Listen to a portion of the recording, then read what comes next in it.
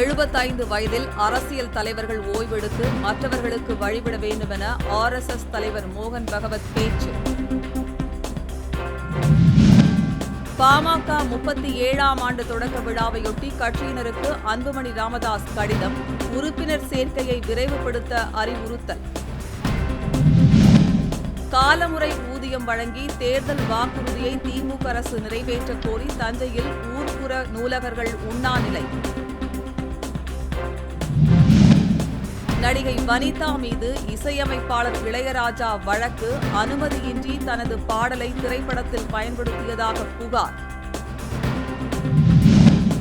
திருவண்ணாமலை அருகே 2 அரசு சிறப்பு பேருந்துகள் மோதிக்கொண்ட விபத்தில் பக்தர்கள் 6 பேர் படுகாயம்.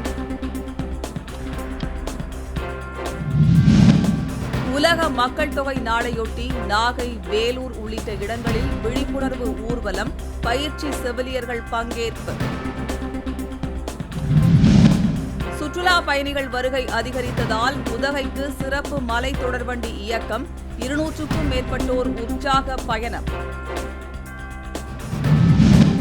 புதுக்கோட்டை மாவட்டம் கரம்பங்குடி அருகே சாலையை சீரமைக்க வலியுறுத்தி கிராம மக்கள் சாலை மறியல் போராட்டம்.